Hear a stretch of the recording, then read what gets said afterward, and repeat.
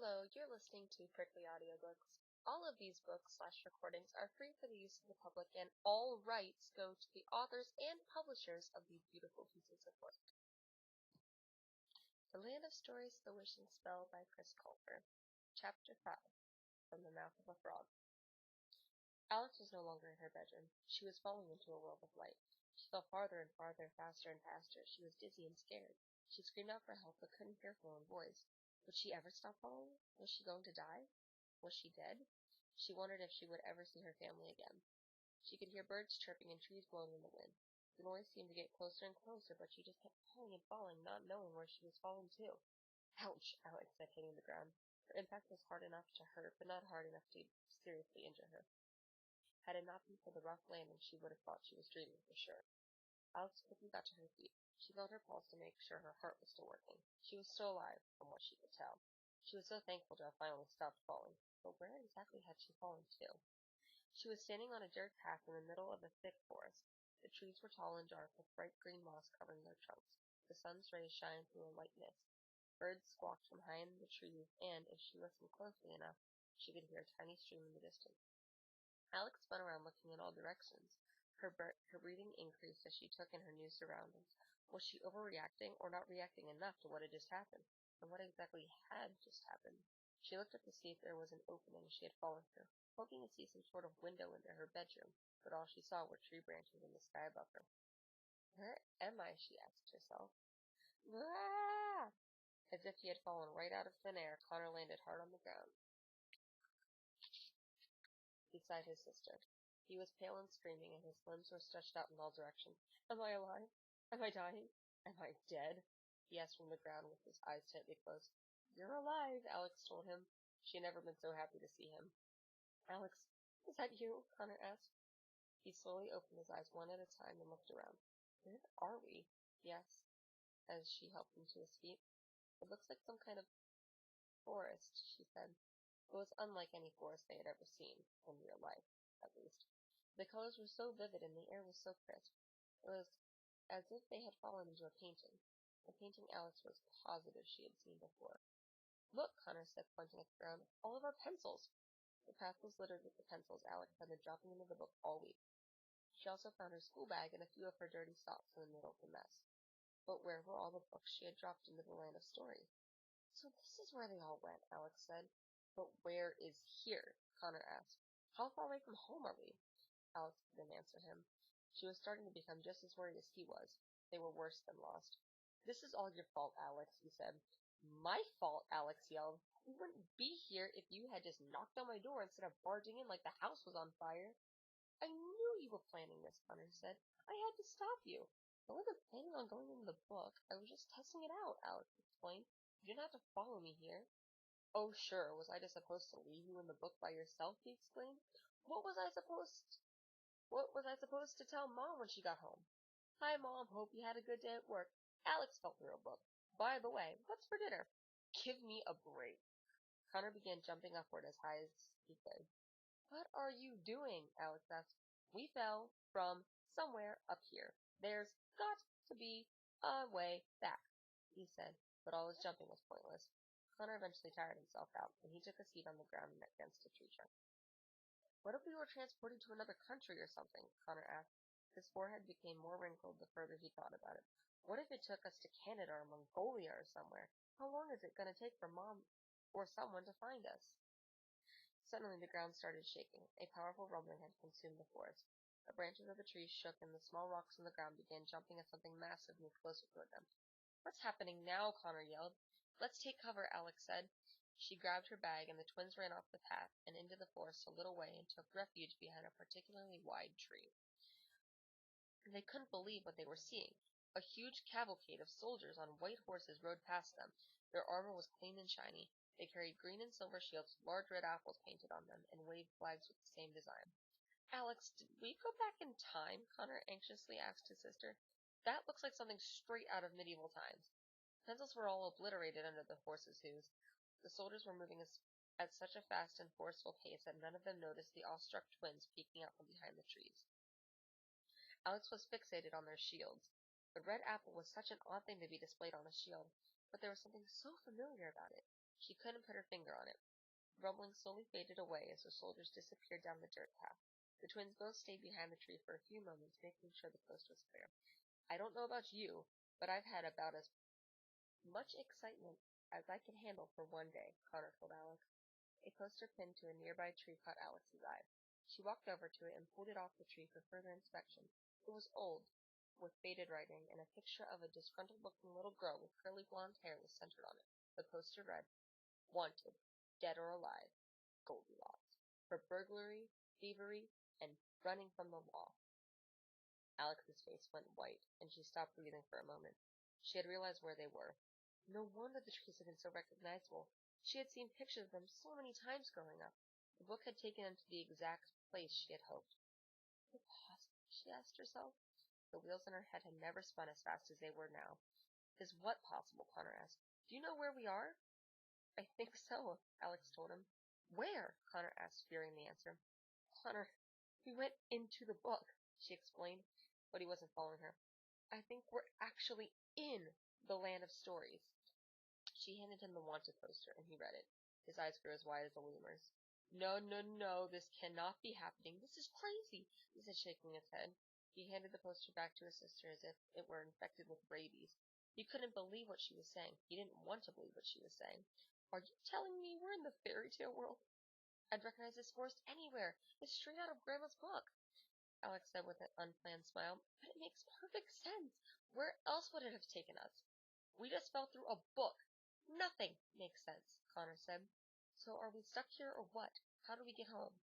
I don't have all of your answers, Connor, Alex said. Don't forget, all of this just happened to me, too. Connor began pacing around the trees with his hands on his hips. I can't believe I ditched detention and wound up in another dimension, he said. Alex was rather grateful her brother had come after her. They had lived together all their lives and had been in the same classroom since kindergarten. She didn't know if she could handle being in a different dimension by herself. I hope you're happy, Alex, Connor said. I told you we should have thrown the book into the creek. Enough with the blaming, Alex said. It doesn't matter how we got here. The point is we're here now. What matters is finding someone who can help us get home. Excuse me, may I help you? Said a proper voice behind the twins. They jolted at the sound of another voice besides their own. They turned around to see who it had come from, and once they saw, they both wished they hadn't. Standing behind Alex and Connor was what could best be described as a frogman. He was tall, with a wide face, big glossy eyes, and a shiny green skin. He wore a dapper three-piece suit and carried a large glass jar of lily pad. Forgive me for eavesdropping, but I'm rather good with directions if you need some, he said with a very wide smile. Alex and Connor were so petrified that they were paralyzed. If they needed any more evidence that they were in the fairy tale world, this was their proof. You look awfully young to be in the forest by yourselves, the frogman said. Are you lost? Connor let out a high-pitched squeal that lasted much longer than it should have. Please don't eat us, he said, and dropped to the ground in the fetal position. The frogman looked down at him with a frown. Young man, I have no intention of eating you, he said. Is he always like this? The frogman asked Alex. Alex responded with a squeal almost identical to the one her brother had made. I know. Don't worry, I'm used to people screaming at me, the frogman told them. Get it out of your systems. The shock will only last a minute. We're sorry, Alex finally managed to say. It's just that we're from... There aren't many, frog people. Sorry if that isn't the politically correct term for what you are. Connor let out another high-pitched noise. It wasn't a scream this time, but it was embarrassing nonetheless. The frogmen studied their faces and paid special attention to their clothes. Where exactly are you from? Pretty far from here, Alex said. A piercing set of wolf howls echoed through the forest. All three of them jumped at the sound. The frogman looked around the trees with fear in his big glossy eyes. It's getting dark, the frogman said. We'd better get inside. Please follow me home. It's just a few minutes walk from here. Nice try, Connor said. The wolf howls echoed again. This time they were much louder than the first. Wherever the wolves were, they were getting closer. I know I look scary now, said the frogman to the twins, but I'm nothing compared to some of the creatures that lurk around these woods at night. I promise I will not harm you. There was such concern in his eyes, it was hard not to trust him. The frogman took off at a brisk walk deeper into the forest. Alex nudged Connor. You'd better follow him. Are you crazy? I'm not going home with a giant frog, Connor whispered to her. What do we have to lose? Alex asked. Besides our lives? Connor said. But despite his protest, he was dragged up by his sister and pulled in the direction the frogman was leading them. The twins hurried behind the frogman for a good while. They zigzagged between trees and jumped over boulders and tree roots that stuck up from the ground. The deeper they went into the forest, the thicker the trees became. It got dark very quickly and was almost pitch black by the time they reached the frogman's home. Alex and Connor stayed close together. With every step, they second-guessed if they had made a smart choice going with this strange creature. "This way," he said. The frogman brushed aside some dead vines growing over a large wooden door that was camouflaged into the side of a small hill. He pulled the door open and led the hesitant twins underground. He looked back into the forest, making sure they hadn't been followed, before shutting the door behind them. It was very dark underground. Alex and Connor were so close together they could have been mistaken for Siamese twins. "Forgive the mess. I wasn't expecting company." The frogman apologized and lit a lamp with a match. Alex and Connor didn't know what to expect from the frogman's home, but what they were seeing definitely wasn't it. They were in a large room with dirt walls and a low dirt ceiling. Roots from a tree growing above them threw down like a chandelier. A cluster of big cushy chairs and sofas. Many of the cushions had the stuffing sticking out of them, sat in the center of the room and were angled to face a small fireplace. Nearby teacups and pots hung from hooks over a tiny kitchenette. To Alex's delight, there were books everywhere. Shelves of books lined the dirt walls. Piles of books were stacked on every available surface and on the ground. It was as if the room were infested with literature. "Connor," Alex whispered close to him, "look around at this place. It's like we're having our own Lucy and Mr. Tumnus moment." Connor looked around and saw what she meant. "If he offers us Turkish delight, I don't care what you say. We're getting out of here," he whispered back. "It's a little dirty, but it's cozy," the frogman said. "It's hard to find a landlord who will house a frog, so I did the best I could with what I had." He placed his jar of lily pads on the mantel and immediately started a fire in the fireplace. He filled a tea kettle with water from a pitcher, placed it over the fire, and took a seat in a big white chair closest to it. He crossed his legs and folded his hands neatly in his lap. He was one proper frog. "Please have a seat," the frogman said, gesturing to the sofa in front of him. The twins reluctantly did as he asked.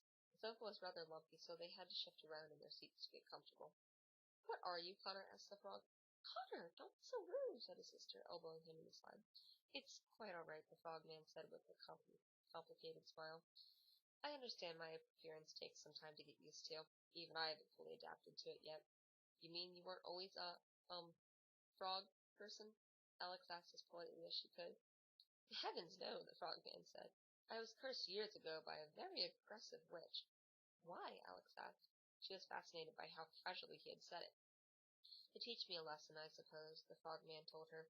"I used to be a very vain young man. The witch transformed my appearance so I would lose all of the things I took for granted." His wide smile softly faded. It had obviously been a very long and painful experience for him, and he still had a sad sense of loss and longing about him. The twins had never seen a frog look so sad. "Can't even imagine what that must have been like," said Alex, beaming with sympathy. "Can we call you Froggy?" Connor asked with a small smirk.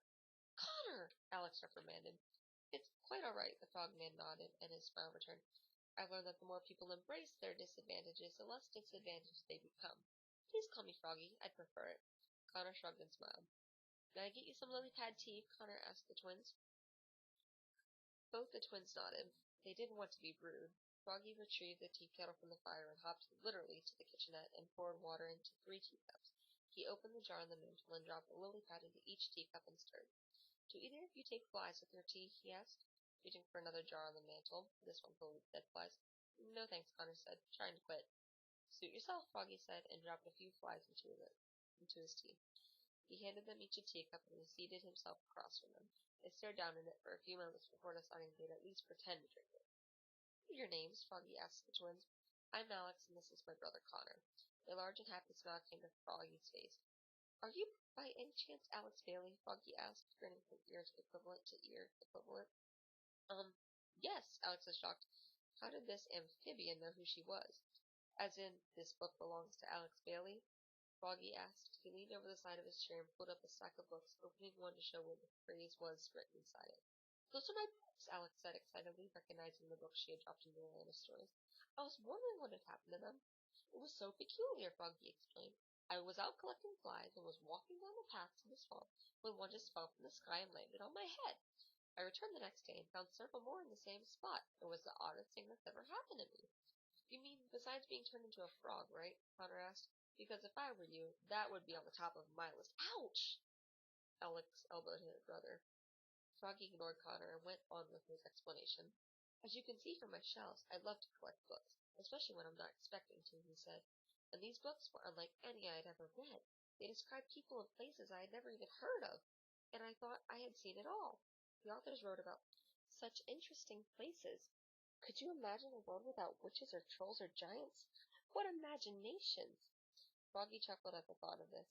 The twins laughed along with the best fake laughs they could muster. Please keep them. I have duplicate copies at home, Alex told him.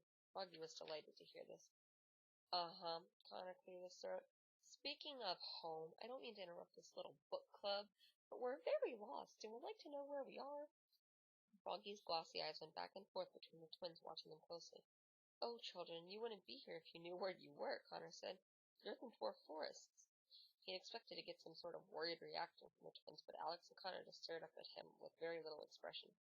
The dwarf forest? Alex asked. What are the dwarf forests? You've never heard of them? Connor asked, completely appalled. The twins both shook their heads. It's a very dangerous place, Froggy told them. It's the only designated area of land without a ruler or a government. It's a kingdom where everyone is their own king. It used to be populated by dwarfs who worked in the mines, but now it's full of criminals and fugitives mostly. It's a place where people go when they don't want to be found. Knowing they had not only traveled into another world, but were in a dangerous part of that world, did nothing to help the twins' anxiety level. Are there other kingdoms? Alex asked. Froggy was stunned. It was as if she had asked him what color the sky was. However, he seemed to be enjoying their unfamiliarity. Of course, he said. There's the Northern Kingdom, the Sleeping Kingdom, the Charming Kingdom, the Corner Kingdom, the Fairy Kingdom, the Red Riding Hood Kingdom, the Elf Empire, the Dwarf Forest, and the Troll and Goblin Territory. How can you possibly not know this? This was difficult for the twins to wrap their heads around. How big was the fairy tale world? Their puzzled faces inspired Froggy to hop out of his seat and cross to one of the bookshelves and return with a large rolled-up scroll. He handed it to the twins, and they unrolled it. It was a large detailed map of the new world they were in. The fairy tale world was a wide continent bordered by mountain ranges and covered in forests with castles and palaces and villages scattered all around. The Northern Kingdom was the largest of the kingdoms and took up most of the top of the map. The second largest was the Charming Kingdom, spread across to the south, and the third largest was the Sleeping Kingdom, which stretched along the east. Dwarf forests covered the majority of the west. The tiny Corner Kingdom was tucked away in the southwest corner of the continent, and in the northwest corner was the Elf Empire. In between the Charming Kingdom and the Sleeping Kingdom was the Fairy Kingdom, and just above that was the Troll and Goblin Territory. The Fairy Kingdom looked beautiful, as it was very colorful and seemed to sparkle on the map. The Troll and Goblin Territory looked frightening and appeared to be surrounded by large boulders and rocks, preventing anything from going in or coming out. In the very center of it all was the Red Riding Hood Kingdom, circled by an unmistakable brick wall of gigantic proportions. Alex and Connor couldn't believe it. The world they had grown up hearing about was real. It was all real, and it was bigger and better than they ever could have imagined. Alex couldn't help but get emotional. Tears began to flood her eyes. Together, all the kingdoms create the Happily Ever After Assembly, Froggy explained. The Happily Ever After Assembly? Connor asked, with a slight touch of sarcasm in his voice. It's the organization formed to uphold the treaty all the rulers signed so that all the kingdoms could live in peace and prosperity, Froggy told them. Sounds like our United Nations, Alex whispered to Connor. All the kingdoms have their own traditions and celebrated histories, Froggy went on. And there are kings and queens, I'm assuming? Connor asked. Oh, yes, Froggy said. The Northern Kingdom is ruled by Queen Snow White. The Corner Kingdom is watched over by Queen Rapunzel. The Sleeping Kingdom, formerly known as the Eastern Kingdom, but renamed after the dreadful curse under which it was placed, is governed by Queen Sleeping Beauty. And of course, the Charming Kingdom is ruled by King Charming and his wife, Queen Cinderella. Wait, are these the current monarchs? Alex asked, with a spark of excitement in her eyes. Do you mean Cinderella, Snow White, Sleeping Beauty? They're all still alive? Of course they are, Froggy said. Oh my goodness, that's wonderful, Alex said excitedly. Isn't that wonderful, Connor? Whatever, Connor mumbled. How old do you think they are? Froggy asked. Queen Snow White and King Charming have only been married a few years. Queen Cinderella and King Charming are expecting their first child soon. Queen Sleeping Beauty and King Charming are sadly still trying to restore their kingdom consciousness after that horrible sleeping spell it was placed under. Wait, Connor said. Are you saying all these queens are married to the same guy? Certainly not, Froggy said. There are 3 King Charmings. They're brothers. Of course, Alex said. Snow White, Cinderella, and Sleeping Beauty all married Prince Charming. There's more than one. How come I never thought about that? Connor's eyes were fixated on the map. He kept searching for some kind of road or bridge that would lead them back home, but he found nothing. Why are there a bunch of rocks around the troll and goblin territory? Connor asked.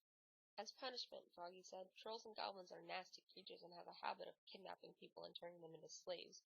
The Fairy Council forced the trolls and goblins into one territory, and none of them are allowed to leave without permission. Fairy Council? Alex asked. This one was almost too good to be true.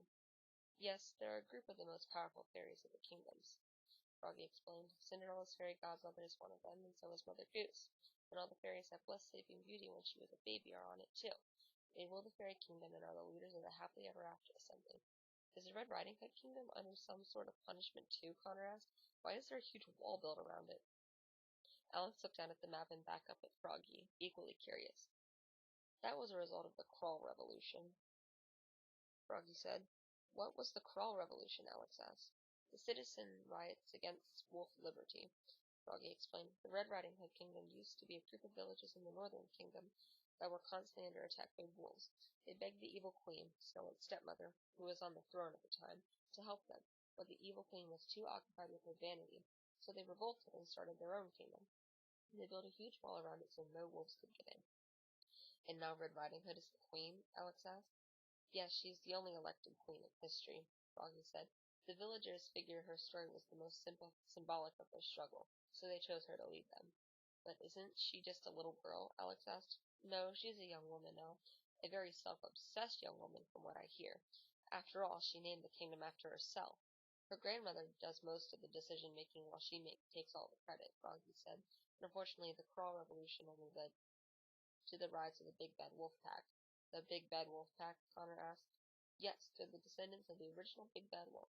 They travel around terrorizing villages and attacking unsuspecting travelers, Froggy said. Oh, joy, Connor said sarcastically. I'm sorry I asked. But besides that, things are very peaceful throughout our kingdoms, Froggy said. His voice drifted off. The uncertainty grew on his face. That was until a few weeks ago. The twins leaned forward. What happened a week ago? Alex asked. The evil queen escaped from the dungeons of Snow White's palace, Froggy told them. I thought everyone had heard. It's news to us, Connor said. That can't be good, Alex said. How'd she escape? No one knows, Froggy said. She just vanished along with her magic mirror. Snow White's army has been searching throughout all of the kingdoms for her. They pass through these woods at least twice a day. So far they found nothing, not even a footprint, to lead them in her direction. Do you think they're going to find her? Connor asked. I hope so, Froggy said. She's a very dangerous woman. She's the only queen in history to lose her throne. I can imagine the revenge she must be seeking. Who knows what she's planning to do next? Alex suddenly became very tense. It had just occurred to her that, along with all the characters she had grown up loving, all the ones she hated and feared actually existed, too. It made her feel very uneasy and very unsafe. The fire in the fireplace began to fade, and Froggy got up to add another log. The twins' eyes and mouths were wide open, and their heads were spinning from all of this new information. Exactly how far away do you live from here? Froggy asked as he sat back down across from them. The twins looked to each other, back at Froggy, and then back at each other. They didn't know what to tell him. Would he believe them if they told him the truth? It's practically a different world, Connor said. Alex shot him a dirty look, and then nervously laughed, trying to make light of what her brother had just said. Froggy wasn't laughing. He sat straight up in his seat, and his face grew very still with an intensity in his eyes, as if he had found the solution to a mystery. Interesting, Froggy said, eyeing the twins back and forth. Because if I didn't know better, just from the way you dress and the way you speak and the way you were so surprised at basic history, I would say that there was a very good chance you are indeed from a different world. They didn't understand what he was trying to say. Did he know something that they didn't? Just out of curiosity, have you ever heard of another world? Alex asked him. Or preferably how to get back to it, Connor added. Froggy studied their faces even more intently for a moment. He got up again and went to the bookshelf on the far side of the room. He rustled through the books, looking for something of special interest. Finally he found it, a small leather-bound journal with a red band around it. Have either of you ever heard of the wishing spell? Froggy asked the twins. Alex and Connor shook their heads. Froggy flipped through the pages of the journal. I assume not, he said. It's a legendary spell comprised of a list of items, and apparently, when you put the items together, you're granted one wish. It doesn't matter how extravagant the wishes, the wishing spell will grant it. Many people believe that it's only a myth, and I did too. until I found this journal. What does that journal have to do with anything?" Connor asked. "It was written by a man from the Charming Kingdom," Froggy said. "He managed to discover what these items were, and he recorded his journey to find them. His one wish was to reunite with the woman he loved, and in the journal he claimed she lived in another world." Alex and Connor sat straight up. They were sitting on the edge of their seats without realizing it. The thought I thought the man writing the journal was crazy. I didn't believe another world could exist. Until I began finding your books, Alex. And then when I saw you bickering in the forest, I knew you two were different," Froggy said. "I knew you had to be from the place that the man had written about." The twins were happy the truth was out. Froggy seemed genuinely excited about the whole thing. "Did he make it?" Alex asked. "Did the man cross over to the other world?" "He must have," Froggy said. "The journal ends when he found the last item." Froggy handed the twins the journal and took a seat in his chair. "Wherever you're from, if it's home that you wish to go back to, I think your best chance is by following this journal." The twins went silent for a moment. They stared down at the journal in his hands with immense hope. "What items does the spell require?" Alex asked. "All sorts, from all over," Froggy told her. "But the journal gives great instructions on where and how to find them. Some of them are very dangerous to get to." "Of course they are," Connor said. "Typical." "If the spell will grant whatever wish you want, why didn't you search for the items and wish to be human again?" Alex asked Froggy.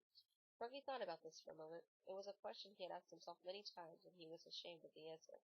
"I've kept the journal all these years in case I ever decided to," Froggy explained with difficulty. "But searching for the items would mean I'd have to face the world looking like this, and frankly, children, that's something I'm not ready to do. It's something I don't think I'll ever be able to do." He spoke from a place of deep sadness. Clearly he wasn't finished learning the witch's lesson yet. "It's getting late," Froggy said. "Why don't you sleep on it and decide what you want to do in the morning? You're welcome to stay here as long as you'd like." "Thank you," Alex said. "I hope we aren't a bother." "No bother at all," Froggy smiled earnestly. Froggy got them a large blanket to share. He blew out all the lamps and put out the fire in the fireplace. Alex and Connor tossed and turned with the thoughts of the wishing spell all night. But there was no decision to make. If the journal offered a possible way home, they would have to do anything and everything it instructed them to. They had no choice. They were about to embark on the greatest scavenger hunt of their lives. End of chapter.